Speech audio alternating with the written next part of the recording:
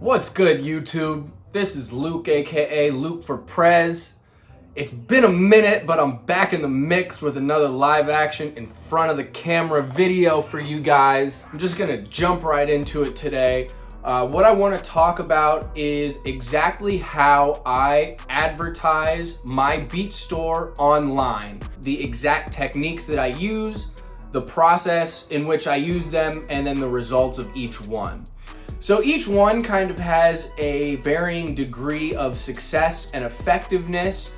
Different ones might work better for you than they do for me, but what I can say is that collectively the techniques I'm about to go over generate thousands of dollars a month in revenue for my beat store. So the first technique that I use is DMing artists on Instagram. This is something that I do on a daily basis. And the way that I find these artists, I have a very specific technique. I find producers, people that have had success in the online beat selling space. I go to their profiles, and most of them have, especially on the top end, they have a considerable following. I click on their following, and I actually just scroll down the list of followers. In some cases, it's thousands upon thousands of people.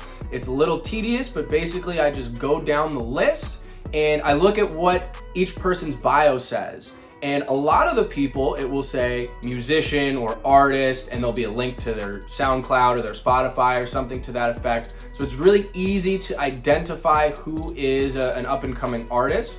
Once I've identified those people, I simply shoot them a quick message, either promoting a special that I have on my beat store, like a buy two, get one free deal, or a coupon code, or I'll offer them free beats. There's a number of different techniques that can be utilized, and I kind of go back and forth with different messages, experimenting to see which one is the most effective. Basically, the net result of this technique is that I get several new followers a week and establish several new connections with up-and-coming artists by either, like I said, offering them free beats or linking to my site. Of course, I also have a link to my website in my bio, so I get a lot of traffic that way just by people reading the DM and being like, who is this guy? And they go to my profile, and then it's the only link that they can click on. So I get traffic back to the site that way. It doesn't result in a ton of sales right away, but it is a good way of just getting your name out there, getting people familiar with you, and ultimately getting them to your beat store. And that's just what you want. You just want to raise awareness and get people to the site, because once they're on the site, then there are ways that you can remarket to them, which I'll get into, and they become just kind of aware of you and you're in their ecosystem. So that's the first technique that I use, and again, I do that on a daily basis. The second technique that I use is messaging artists on SoundCloud. I actually have a whole video going into the real nitty-gritty details in terms of how I do this in the most effective way possible, so you guys can check that out if you're interested in more detail. But basically, to summarize, I will go to the top charts on BeatStars, find really good top-selling producers that have a similar sound to mine. Then I'll type their name into SoundCloud, specifically produced by so-and-so, and then I will just filter those results by most recent, and I'll just browse some tracks and see if I can find some artists that I vibe with, that I think would sound good on my material, that I think have potential. Then I'll go ahead and I'll shoot them a message. Again, similar to what I do on Instagram, either a link to beats from my beat store that I think they would be really good for, or a link to download free beats to get on my email list. You can, again, experiment with different messages and see what works best for you. Again, this is something that I do on a consistent basis, not necessarily daily at this point, but at least weekly. What it ultimately results in is more connections, more sales, and just, again, expanding your ecosystem of influence, so to speak. The more people that hear about you and know about you, the better. So the next one is extremely obvious, and if you're not doing this already, you need to get on it like ASAP, because this is the most basic thing ever, but it is effective, and that's posting your beats on YouTube. YouTube is one of the biggest search engines in the world. A ton of up-and-coming artists are constantly searching for beats to freestyle on, to put on their albums, whatever the case may be. It's one of the best places for you to advertise your music totally for free. I do my best to post as often as possible. Every time I finish a beat, I post it on BeatStars, post it on YouTube, just like clockwork. So every new beat that I have goes on YouTube almost immediately. The results in terms of direct sales are limited. I'm gonna be completely transparent. YouTube is most effective if you already have a huge following and or if your videos can rank on the first page. Doing that is extremely difficult, extremely time consuming, and it's a long ongoing process. It's something that I am still working towards. But what you want to do is just get in that rhythm of consistently uploading as often as possible, because the more you upload, the more chances you have that someone's gonna find your beat, the more chances you have that one of the beats is gonna go viral, get a ton of views, and that's gonna get you a ton of free exposure. What I make sure to do is include the direct purchase link for that particular beat in the bio and at the very top of the bio of the video, or of the description, I guess it's called, the description of the video. That's where you want to put it.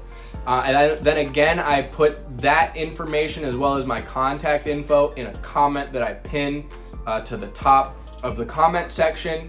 This way, as people listen to the beat, purchase options are right there in front of them, and I make it a very easy process. This is what most producers do. It's just basically best practice. Having said that, for me at this point, I can only speak to my own personal experience. I'm hovering at this time around 1,000 subscribers, a little less. I'm just a few away, so this is actually a good little segue to do the like and subscribe thing if you haven't already, please.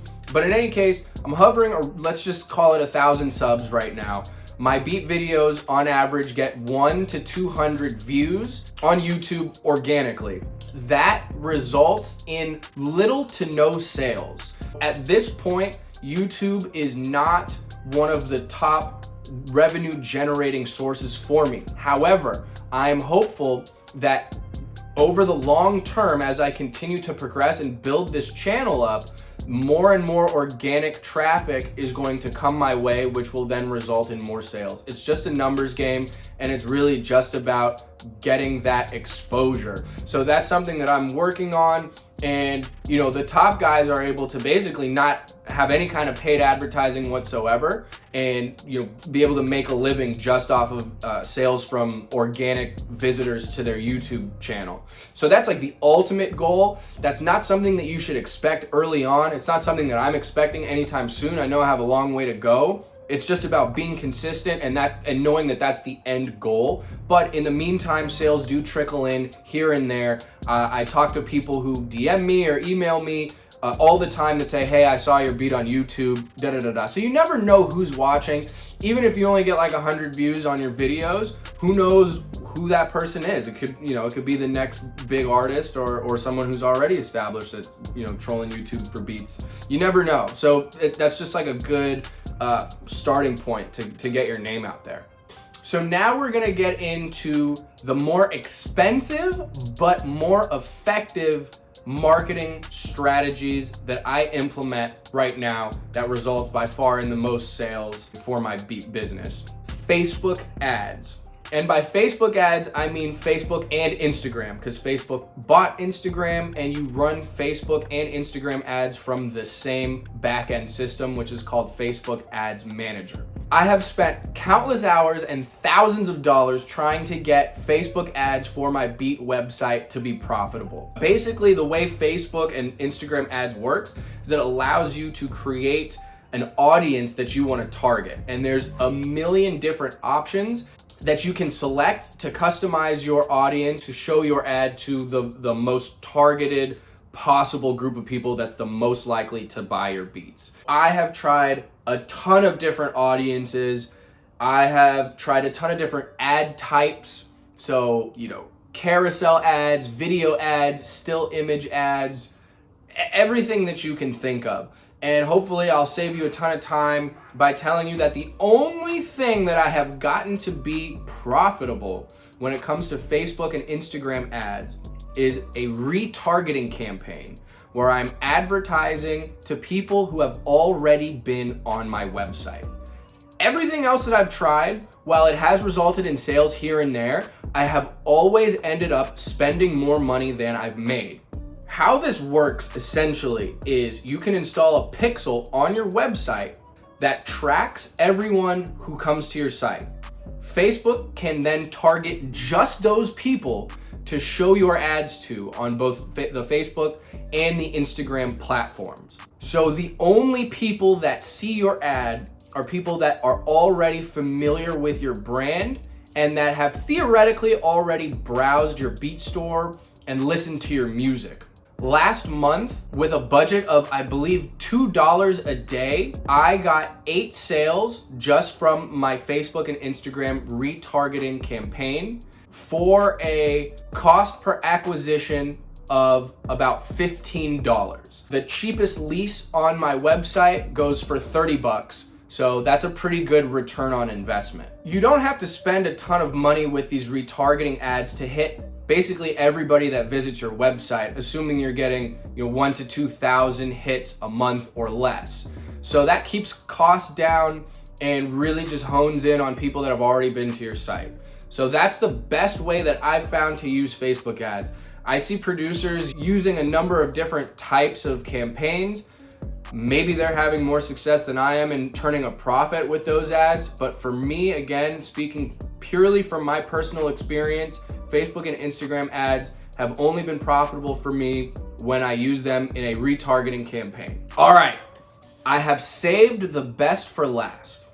This next technique is far and away the most successful means with which I bring people to my website and convert them into buyers. And that is the Google Ads platform, previously known as Google AdWords. Now they just call it Google Ads. This works the absolute best out of anything that I've discussed today. It is also the thing that I spend the most money on a daily basis.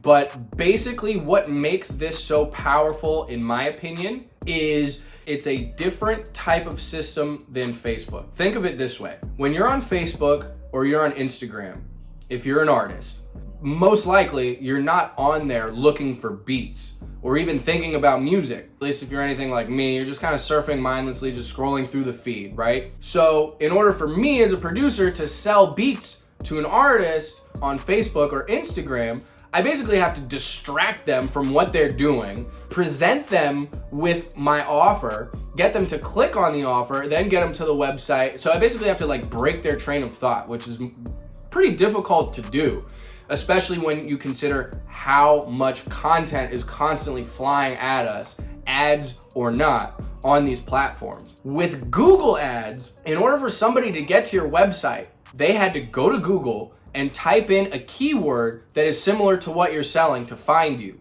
That means they're already in buy mode potentially, or at the very least, they're already browsing for beats.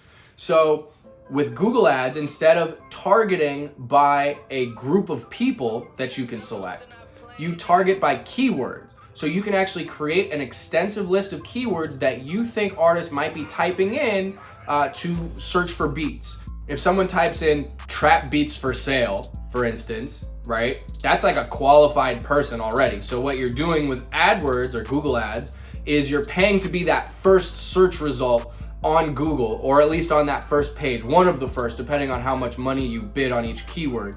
So the people, I think, are more qualified to buy because they're already in that mode of searching for beats, instead of having to distract them and, get them interested in even thinking about beats. They're already there. You've already skipped several steps. And now once you get them on the site, most likely those people are already on the 1 yard line looking to purchase. And then if for whatever reason they don't purchase right away, chances are they're gonna see my retargeting ads on Facebook or Instagram later, and then it's like a reminder instead of just like the introduction to my brand. It's just a reminder oh, hey, remember you checked out these cool beats? Come back to the site, buy some. And that proves to be the most successful.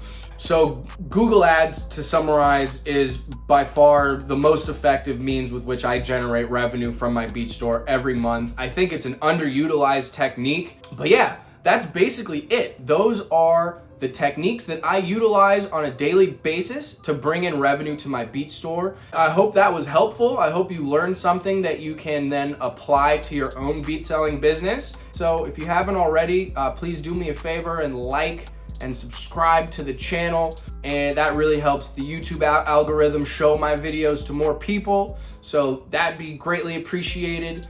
And with that, I'm gonna moonwalk on out of here, figuratively speaking, because I can't really moonwalk, but yeah, video over. Thanks again, thanks for watching. All right.